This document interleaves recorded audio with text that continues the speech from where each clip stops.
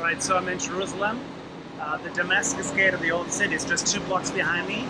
And this is a bus going to Ramallah. There are different numbers going, so always ask the people.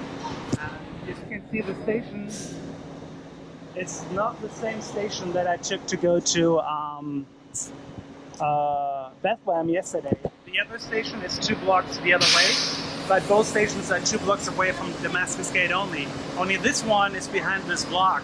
So the road you have to go is Nablus Road. Walk Nablus Road for a block or 2 and you will get here. Alright, so this is the central bus station in Ramallah. This is where your bus will take you, and it's in downtown Ramallah. This is also where you would take the bus to go back to Jerusalem. It's only 20 kilometers, more or less, but it took 50 minutes to get here. Although we were not stopped at the checkpoint. Of course, there's a wall between the Israeli part and Palestine, so you will only get checked. I don't know why, but for some reason the buses going from Jerusalem to Ramallah directly are not being stopped. So yeah, I paid, let me show you, $7.60. That's a little bit less than $2, like $1.75, $1.80. Not too bad at all. And this is the main strip of Ramallah. And most things that you would be interested in as a tourist, they're within a 15-minute walk. So that's totally fine. And you can do everything by yourself. Again, you don't need a guide, just do it yourself. So this is Yasser Arafat's tomb. And this was only built 3 years after he died.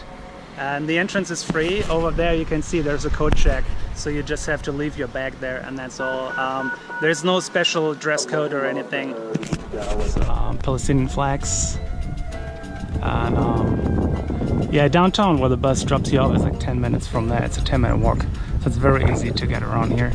Right, so you can film anywhere except for inside the tomb, but you can take pictures of the tomb and the soldiers. That's not a problem, just no video.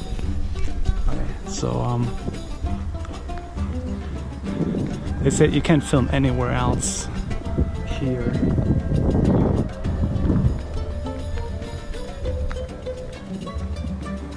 This is a prayer room to the left.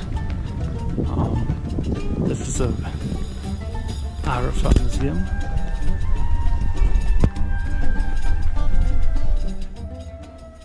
Right, so the museum costs 5 shekels to get in. They don't take change. There has to be 1 shekel coins or up, because then Palestine didn't use the smaller coins.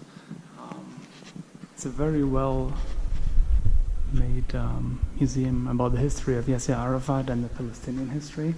And the 5 shekels also include an audio guide, and you have to leave your passport as a deposit. I think that's partially also because they want to make sure who comes in here. So maybe if you have a passport from a certain country, they might not let you in here. I have no idea.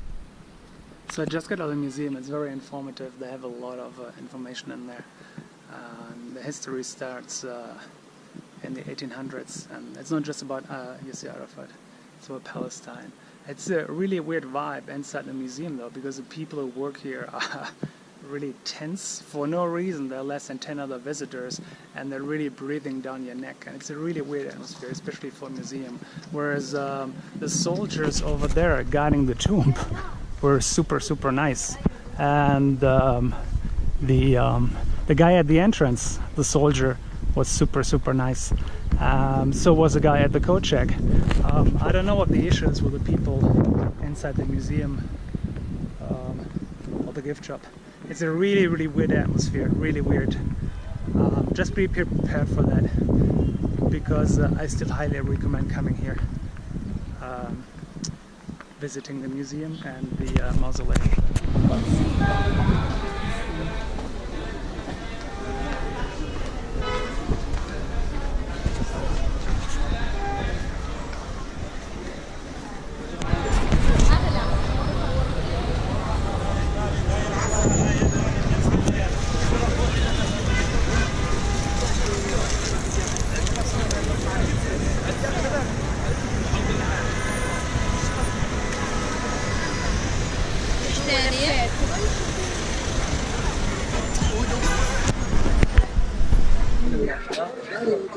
كان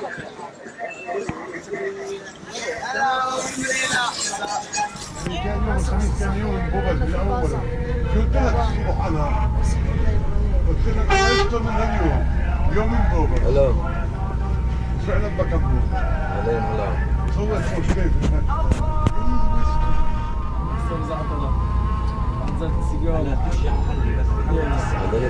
بتشعل ليش؟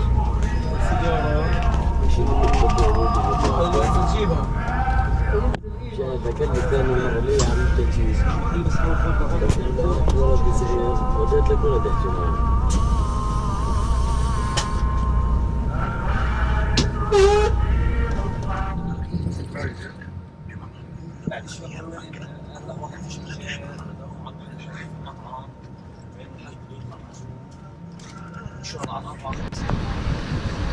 Alright, so the checkpoint, I didn't film all of it because obviously you're not allowed to. Anyways, it took an hour and 10 minutes to get back from Ramallah. It's a little bit longer because it takes longer to get back and cross the checkpoint from Palestine into Israel. This is the Arab bus station. I'm not just calling it the Arab bus station, that's what it's called because all these buses go to Palestinian parts, so that's why it's called the Arab bus station.